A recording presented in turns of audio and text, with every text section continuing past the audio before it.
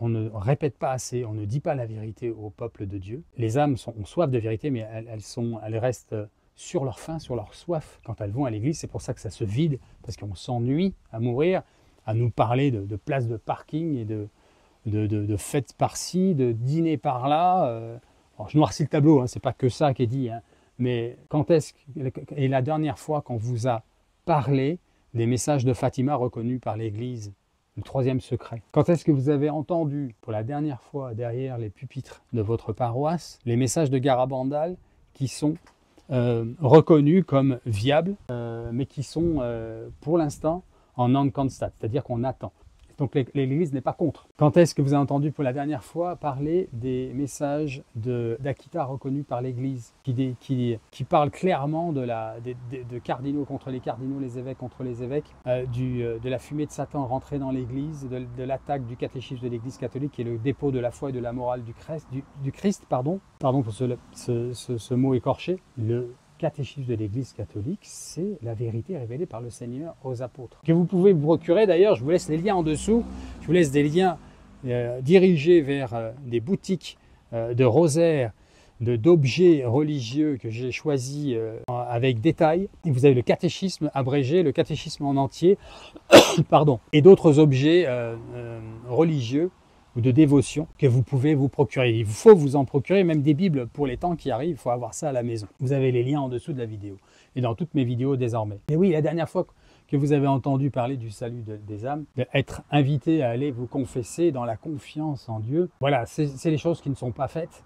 encore moins par les évêques. Donc, on en est là. Aujourd'hui, qu'est-ce que fait l'Église? À part bénir un glaçon, voilà ce que fait le pape dernièrement, polémiquer sur la peine de mort ou sur je ne sais plus quoi. Non, il faut rappeler le catéchisme de l'Église catholique. Mais nous vivons les temps que nous savons qui devaient venir. La Vierge Marie a été claire là-dessus.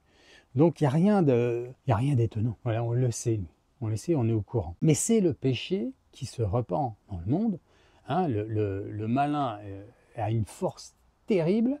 Et si nous ne sommes pas christocentrés, nous ne pouvons rien faire contre le mal. Il est plus fort que nous. Et comment on est christocentré? En allant se confesser, aller lâcher toute cette boue de notre âme. Et n'ayez pas peur, je le dis à chaque fois dans mes vidéos, n'ayez pas peur de vous confesser. Les prêtres ont déjà tout entendu. S'il y a un endroit où ils sont bons, les prêtres, c'est à la confession. Voilà. Moi, je me suis confessé dans beaucoup de pays dans le monde, dans plusieurs continents. Et ça depuis 20 ans. Et je peux vous dire que s'il y a une chose qui se passe bien avec nos prêtres, pour qui il faut prier tous les jours, eh bien c'est la confession. Voilà, ils ont tout entendu et certains d'entre eux ont fait pire que vous. Donc ne vous inquiétez pas, vous lâchez, vous recevez le sacrement du pardon, communiez au corps du Christ, corps, le sang, l'âme et la divinité. Sans moi, vous ne pouvez rien faire. En vérité, je vous le dis, à moins que vous ne mangiez mon corps, buviez mon sang, vous n'avez pas la vie en vous. Voilà, ça c'est les paroles du Seigneur. Et quand vous êtes là, vous êtes christocentré, vous tenez la main de la Vierge Marie qui est elle la protectrice de la fin des temps. S'il n'y avait pas la Vierge Marie qui tenait le bras de la justice de Dieu, ça ferait longtemps qu'on se serait pris une raclée sur la terre. Là, il y a du répit, il y a de la patience de Dieu parce qu'il y a les larmes de la Vierge Marie pour nous sauver un maximum. Et c'est le cœur immaculé de Marie qui va triompher à la fin.